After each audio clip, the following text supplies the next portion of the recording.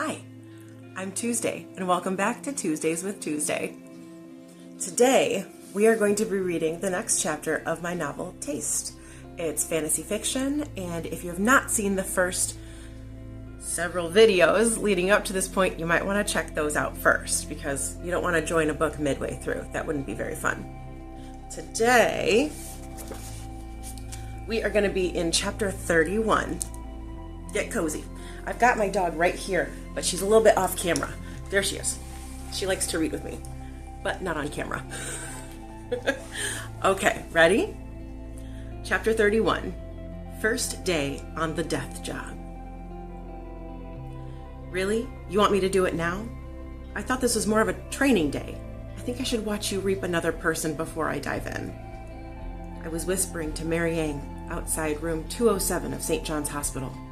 We were in the terminal ward, and the atmosphere was a mixture of holy hush and utter grim. Ezra had swung by to pick up Mason and take him shopping, so he had non-Viking attire to sport around town, leaving me to work with Vaughn. You feel the tug in your stomach, right? Yeah, I think so. Either that or I was hungry. Then, when we go in, hand him the note and make sure to touch his hand. I'd skimmed the note Mary Ann had given to the 3 people we'd visited already. It was a, you can do it kind of sentiment that was a total lie. Everyone we visited would die within 24 hours, no matter what we did. I was there so their souls didn't go to waste. It felt icky and in the worst kind of taste. I was the Grim Reaper's opening act, and I was expected to go on stage in room 207 with a smile. Vaughn's hand found my back. You good, Peach? The 4 of us were an awkward group to enter into a small hospital room. This time, it would be just Vaughn and me, and I wasn't sure I was ready. I wasn't sure I'd ever be ready, really. I went into the unadorned room with Vaughn. The grim atmosphere reeked of impending death and an overly full adult diaper. The white walls felt sterile, but not in the comforting way where you knew everything was clean. They felt like a siren blaring out at the old man in his steel bar bed, warning him not to go to sleep, for it would surely be his last. He had to be at least in his late 80s, with a long chin and sallow skin that was yellowed with jaundice. I had the note in my shaking hand, ready to give it to him as my excuse for barging in on his last day on Earth. There was no need, though. His eyes were closed, and he didn't even stir when the door clicked behind us. Go ahead, Vaughn whispered. Do it. Don't rush me, I shot back, overthinking the smallest movements. I knew I needed to touch him and will the soul toward me, but I was punking out. What are you waiting for? I need you to give me a minute. I bit my lip and reached for the elderly man's arm. It was devoid of the necessary moisture to keep it looking lifelike. The papery skin creased when I touched it, and didn't bounce back when I moved my hand upward toward his elbow. I couldn't feel the cold, but then I wasn't focusing either. Hurry along now. We don't want to wake him. This is the best scenario for your first time, so do your thing. I have no idea what I'm doing here. I can't feel the cold. Maybe I picked the wrong room? Now that there was a face to the job, I had a hard time doing it. Being a nurse meant saving people, not standing next to them while they slowly withered away. Not trying to fix the old man went against all my natural instincts. You're stalling, you adorable little chicken. Mary Ann said this is the bloke. You want I should motivate you? He pinched my side, making me yelp, and I worried he would wake the old man. Would you knock it off? I'm a grown woman. I don't even remember the last time someone tried to tickle me. Was it the last time you were being a big fat coward? I shot him a withering look. Here's a tip on women from me to you. Don't call us fat. I didn't mean actual fat. You know you're a pixie. He pinched both my sides this time, making my eyes bulge. I fought my way through a giggle while I squirmed. My irritation started to give way to borderline affection. It's as if Vaughn understood my hang-ups and decided to waltz right through them with a big old grin. I slapped his hands away, sharing half a smile with him that I didn't understand. I'd been freaking out just a second ago, and now we were laughing. Get your paws off my danger zone. Men lose fingers if they trespass. Maybe you need to let a few men trespass from time to time. Might help calm you down. I stepped back with as much of a glare as I could muster through the levity. Next time I need dating advice, I'll hit you up. I'm good for now. I'm not really the dating type. Oh, you're the marrying type then. My cheeks pinked. Jeez, obviously not. I'm the working type. I don't have much time for dating. Could have fooled me. You've been putting off your job for the past few minutes, begging me to dance with you instead. What? Before I could work up a proper retort, Vaughn had me in his arms. He spun me around the hospital room to an old Rat Pack tune he hummed, while my legs fell into step with his. I had always been a terrible dancer, but in that moment, somehow, I was able to follow along without stepping on his toes. After a few beats, I forgot my frustration and gave in to the fun. I hadn't danced with a guy in ages, and even when I had, I'd been too nervous to really enjoy the thrill of it. Vaughn's smile gleamed at me, loving watching me let go and have fun as he enjoyed the dance himself. He was lithe and graceful, and I was just trying to keep up, looking down at his feet to make sure I didn't step out of turn. Don't look down, look at me. I won't lead you where you can't follow. The smile had the hint of a promise to it that stuck in me like a friendship I wouldn't be ready to throw away anytime soon. Promise? I asked, though there was a hint of insecurity poking through my smile. I've never been much good at this. You've had the wrong partners then. You're a natural. He slowed the dance from a lively ditty to a tender sway, his footwork easier to follow as I tried to keep my eyes locked on his. The smiles between us grew to something sweeter, kinder than a mere laugh. His dimples drew me closer to his chest as he waltzed around us in the hospital room. This is nicer than I thought. Just don't dip me. Vaughn smirked. You really shouldn't have said that. My eyes widened as I clung to him, my fingernails digging into his hand and arm when Vaughn dipped me backward. My neck was stiff, and I knew from his laugh that I looked nothing like the women did in the movies. He leaned in, whispering in my ear, Let go, honey. I won't let you fall. Promise? My eyes asked a myriad of things I was too chicken to put a voice to. Trust wasn't a strong suit of mine, even worse than dancing, if you could imagine. But Vaughn's smile had the hint of a vow to it that made me choose to muscle through my resistance and give trusting him a try. Slowly, my fingers loosened their death grip on him one by one, my neck relaxing as my head fell back where it was supposed to be. My curls dangled, succumbing to gravity as they danced and twirled more gracefully than I ever could. Vaughn looked down on me, his eyes taking in my rare moment of total trust. Beautiful, he murmured. Then he cleared his throat. How much would you hate me right now if I dropped you? 9. Yikes, that sounds painful. Best not be careless with this one then. He slowly brought me back up, kissing the knuckles on the hand that was still resting in his. My stomach did a flip-flop that I scolded my hormones for. Now that we've had our dance, I think it's time to pretend we're responsible adults and do our job, yeah? I gulped, remembering why we were here. Our clasped hands dangled between us, reminding me that I didn't have to be alone in this new life. His slow drip of pulling made something as simple as hand-holding possible for me, and I adored him for the small gift that was actually a big deal. I think I'm ready now. Thanks for that. Anytime, November. Could you do me a favor? Please don't tell Danny I froze on the job. The dimple in his left cheek became my new best friend when he smirked at me. I don't know what you're talking about. It's me what needed a few extra minutes to ready myself. He pulled out a bottle of honey from his black jacket inside his pocket, flipped open the top with his thumb, and started sucking on it. So much blood in this place. You doing all right? I reached out, wanting to touch his arm to assure him that I believed in him, that he could control his cravings, even when surrounded by temptation. I retracted my hand, unsure if Vaughn was crawling in germs or not. Normally, people not in my family were for sure crawling in germs, but I couldn't tell with Vaughn. It was as if Vaughn understood my limitations and was a decent enough guy not to take offense. His hand found the small of my back, so we were connected through this inaugural moment. Strangers as we were, there was a comfort I felt around Vaughn that warred with my desire to claw the skin off my hands and run from human contact. Thanks for worrying about me. I'm holding on just fine. Now it's your turn to be brave. I cleared my throat and brushed the arm of the old man who was obviously heavily medicated since he hadn't woken for our song and dance. I closed my eyes and breathed in deep.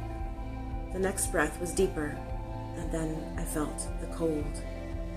It was as if the chill had been awakened at my presence and was peeking its little head at me like a dog looking for its master. I stroked the puppy and he came to me, resting under my hand until I grabbed him by the scruff of the neck and pulled him gently from his home. The second the soul left the man and went completely into me, I felt the same mixture of ice and knives in my veins as I had when Tonga's life escaped into my palm. The freeze was painful, lighting my nerves up with a kind of arctic fire I couldn't escape. It climbed all through me like 1,000 tiny freezing spiders that were aiming for my heart like a race toward cardiac arrest. I breathed through the horror that made me want to run like a crazy person and find the hottest shower imaginable. I clung to the bar on the old man's bed, willing it to keep me centered and upright. Vaughn's hand was on my shoulder, and on instinct I shrugged it off. "I'm trying to help you," he insisted, keeping his voice gentle. "You have to let me take it." "I can't. It's stuck." Vaughn flew out the door and returned with a barrel-chested Danny. He looked as if he was gearing up for a fist fight and not, a conversation. Danny pried my hands off the bar, and I could feel how stiff they were from the cold that bit at me on the inside. "Look at me," Danny commanded in a firm whisper. Even my eyeballs felt stiff from the ice I couldn't chase away, but somehow I obeyed. "I'm freaking out!" "Don't be stubborn. You're going to take the cold, ball it up like a wad of paper, and feed it to Vaughn. That's how this works. You keep it inside you for too long, your skin will start to turn like Mary Ann's. Is that what you want?" I reached for Vaughn, but the moment was as ungraceful as a zombie. He met me halfway, holding onto my hands and inhaling in time with my exhale. I finally let go of the cold that had me tied up in knots. The sensation of the soul leaving me was like 1,000 spiders scurrying away from me in droves, running through my veins and leaving my natural warmth behind as they trailed through my palms and into Vaughn's. The heat was a relief like none other, melting into my body like hot fondued chocolate and rolling through me with deliciousness I could not quantify. So deep was my body's elation at letting go of the cold that my knees buckled. Vaughn caught me before I hit the floor and carried my limp form toward the chair by the side of the bed. He sat me right next to the old man I'd just helped to die peacefully when his hour was finally up. Vaughn sank into the chair with me across his lap, my eyes shut. My head lolled on his shoulder, and when he combed his fingers through the small curls at the base of my neck, I nearly drooled on him. He traced the curve of my face, watching as my eyelashes fluttered like a hummingbird against his finger. "This is why you should have let them take a little of your stress this morning. It hits you hard when you get too much buildup." Vaughn waved off Danny's lecture, since I could barely keep my head up at the moment. Vaughn's voice was rich, like the best kind of British radio DJ, who you didn't care what they said so long as they kept on talking. "What did you and Oliver fight about this morning?" The heat and the comfort were heady. My body felt like warm taffy that Vaughn was able to mold, making my rigid parts pliable again. I hadn't sat on a man's lap since Ollie and Allie had taken me to the mall to see Santa Claus. I'd been 5, and even back when I thought I was a little too old for such things.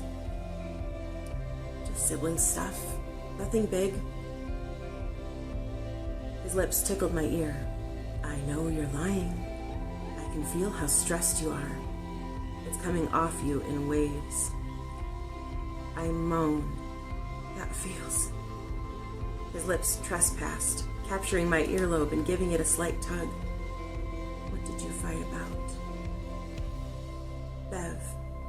We only ever fight about Bev. What about her?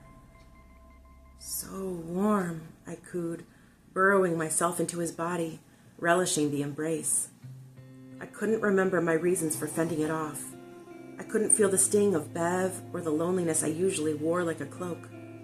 I felt warm, chocolatey nothing, and it was heaven. This is... Danny's tone was sharp. That's enough. Up, Vaughn. You're pulling too hard. It's making her forget herself. That's not the goal. Vaughn stroked the side of my cheek, and I leaned into the touch as heat from his thumb radiated through my face. She's got rubbish buried deep, Danny. Give me a few more minutes. Look at how much she loves this. She needs me. Suddenly, I was lifted from the warmth and found myself in Danny's arms. Lucidity started coming back to me, and my face turned crimson. Oh no, I didn't mean to. Don't you ever let me do that again. I tried to struggle away from Danny's grip, but my knees were too weak to carry me without crapping out. Danny righted me and offered his arm, leading me out into the deserted hallway. He deposited me into a spare wheelchair at the end of the hall before he whirled on Vaughn. What were you thinking? You have a long road ahead with her. What you just did? Unacceptable. You have to get her to trust you, Vaughn.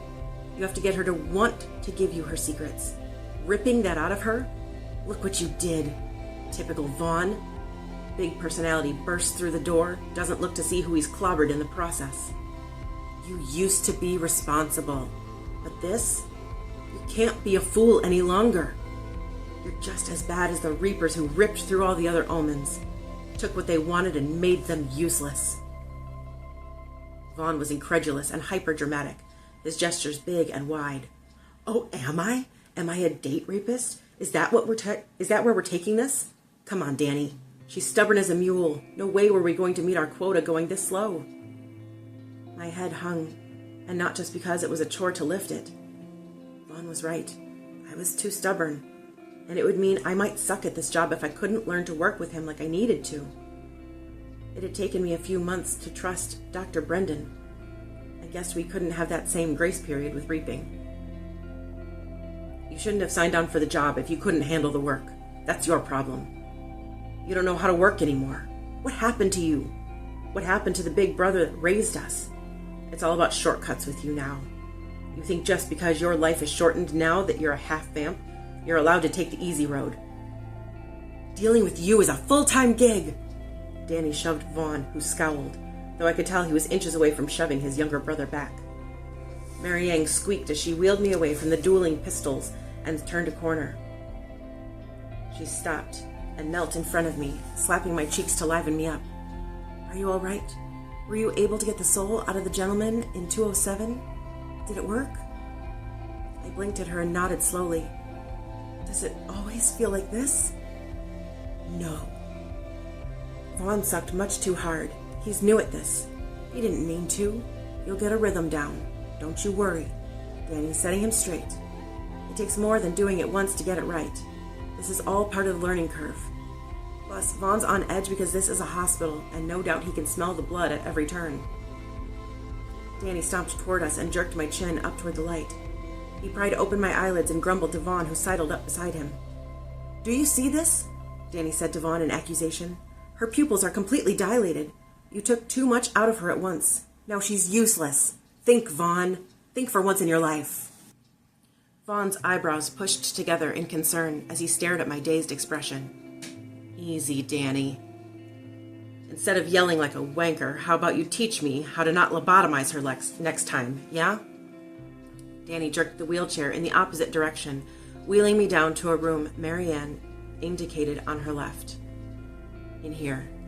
This should wake her up a little. Vaughn knocked politely before taking me from Danny and wheeling me inside. A woman who was not quite as old as the elderly man, but a stone's throw from her late 80s, was hooked up to several machines. She was breathing steadily as the equipment beeped at a predictable rhythm. Vaughn picked up my limp hand and placed it on hers. The bone beneath was frail, and the soul was easy to find. She must have been only minutes from death, as opposed to half a day away from it. The freezing sensation revived me like I was crashing through the ice, submerged in the Arctic. It took my breath away, jerking my chin upright and making my arms and legs prick with that painful stab that had taken me over before. Now gently take it away from her in layers, Danny instructed his older brother. You were yanking the soul from her before. Pull it slowly. Vaughn's large hands reached down from behind my wheelchair and cupped my cheeks, massaging my face as he searched for the cold.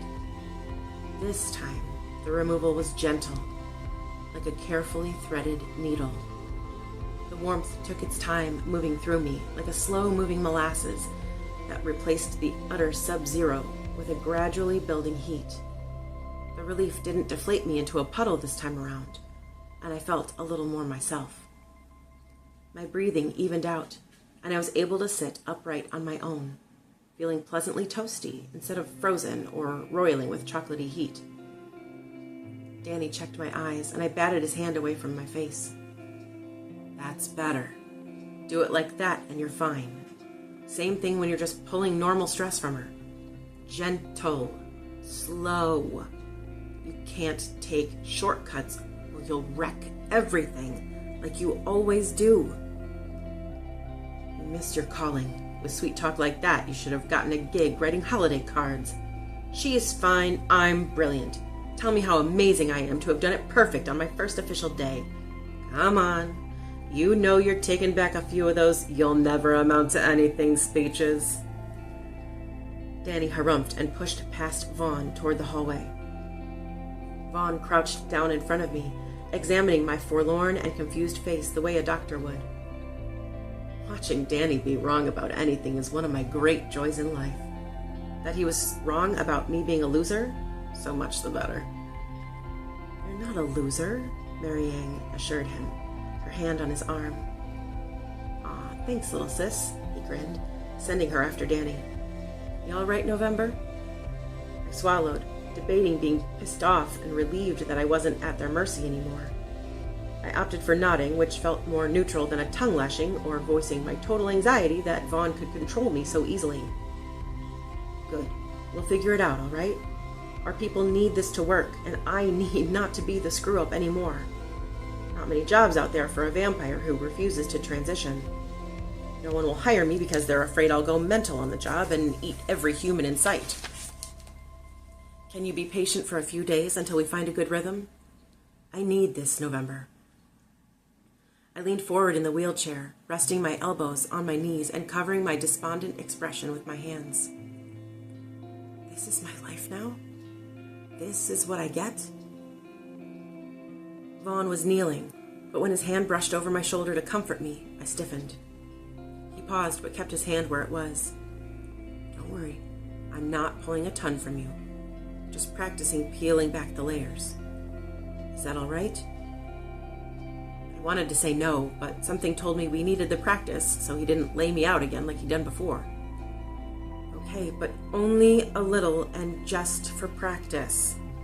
Please don't ever do what you did before again. I don't want to be that person. What person? The girl who sits on men's laps and loses herself when a hot guy whispers in her ear. I am not that girl, so don't try to make me be. I'm giving up enough for this. Don't make me give up myself. Vaughn studied my face and then nodded slowly. I am sorry for that. I'm learning, and I did it wrong. Let's get past the learning curve, and then I promise you can trust me. No more sitting on men's laps for you. In fact, if I see you on a bloke's lap at any point in time, I'll know something nefarious is going on, and I'll come in, guns blazing. Actual guns? That's some promise. I looked around the hospital room, registering that the fancy equipment was far more sophisticated than the stuff we had to work with at the prison.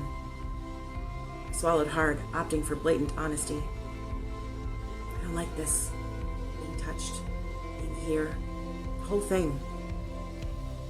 Vaughn took his hand away, his messy black hair shifting as he tilted his head to examine my state. Okay, you don't like being touched, but I'm not sure how to work around that. I mean, contact is the only way to take the soul from you. I know you're not over the moon about the idea of pulling, but this is a stressful job, and you'll need it done regularly. pursed his lips in thought. You have to help me do my job better. I'm trying here, but if you don't tell me what sets you off, you're just going to walk around angry and I'm going to get frustrated or fired. Then Danny wins. You can't have that. Yeah, he's kind of a tool. Anxiety crept up inside me, strangling me around the throat as I spoke, forcing my words to come out in a pinched whisper. I curled my fingers into fists. I don't like this. I'm doing my best not to touch your hands so much. Is it helping? I noticed you don't like that kind of contact in particular. I looked into his blue eyes and his blue eye and his gold eye with an intense level of gratitude for the considerations he had to make just to work with me. Thanks. Thanks for not... Just thanks. I know I'm being difficult. This whole thing is... and I'm not... So, thanks. No problem. You know, I can make it so maybe you don't have to wash your hands as much. If you let me know when you're starting to go off, I can pull a layer from you. Maybe that'll help you stop scratching your hands. And I won't have to walk around smelling hints of your blood all day long.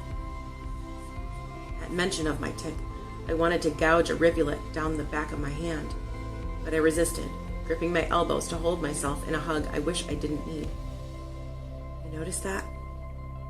Vaughn drew his pursed lips to the side. You don't like that I noticed. That's understandable. I can help you, love. I didn't have words, so I stuck to nodding. I was grateful, wary, and filled with hope that someone might actually be able to help me find a roadmap to normal. Vaughn lifted me out of the wheelchair slowly, gripping only my elbows. He took great care not to touch my hands, which was a kindness I could not quantify. As I rose, a newfound respect started to bloom between us. He walked next to me, his hand on my elbow in case I needed to lean on him while my legs tried to find their stability. When we emerged from the hospital room, Marianne and Danny visibly relaxed at my mobile body and Vaughn's non-antagonistic demeanor. I met Marianne's hopeful gaze and nodded. Bring on the next victim, I announced. And that is the end of chapter 31. We are getting so near the end. Like, look at that. Look at that. We're getting there. I'm so proud of you. You're making reading a part of your routine.